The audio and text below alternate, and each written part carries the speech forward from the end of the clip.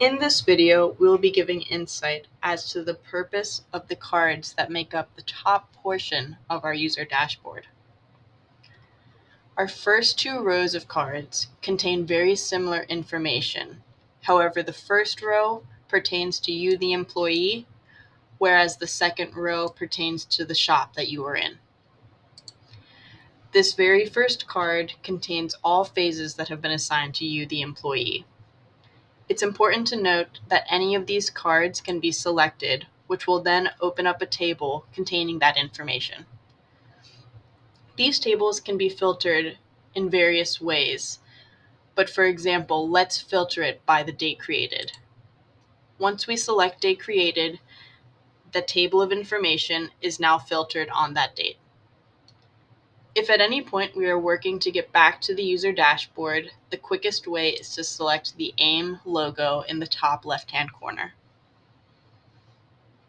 Our next card are phases assigned to you, the employee, that have been flagged as vandalism. We work to expedite the billing of any vandalism. Therefore, we try to complete these phases as quickly as possible.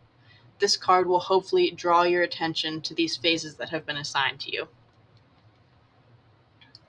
Phases deferred is a useful tool for any phase you have been assigned that will not be happening until further in the future. For example, if I have phases assigned to me for summer work, but it is still the end of winter or early spring, I might choose to defer that phase so that I can have more attention to the phases that I currently need to get done.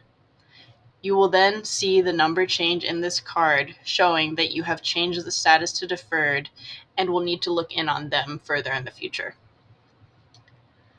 The last three cards deal with estimates.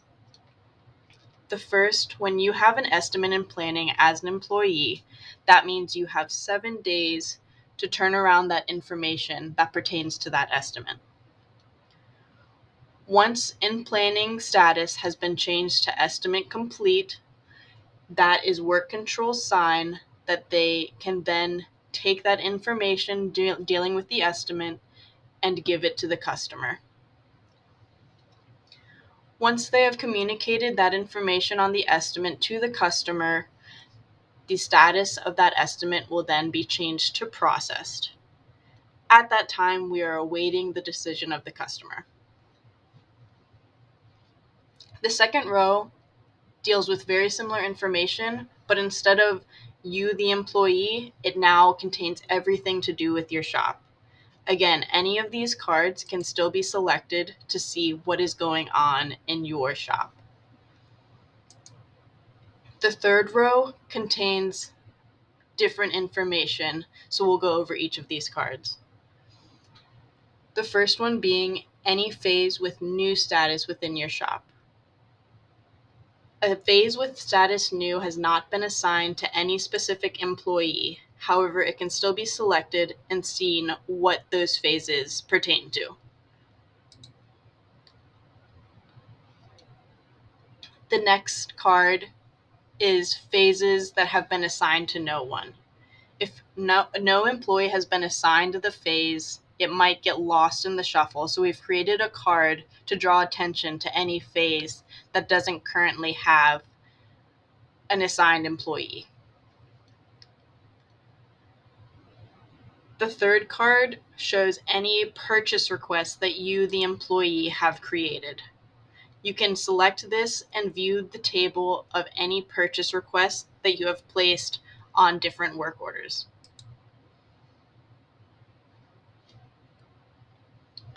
Next, we have a card showing any phase that has work complete status.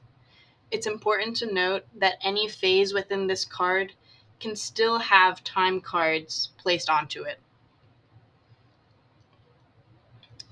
This last card that I'm going to go over deals with time cards needing approval. If you're not a supervisor, you won't be able to click into this card, but if you are a supervisor, this will quickly take you to your time card approvals. Hopefully this video gave you further insight as to what each of these cards means and how you can use that information.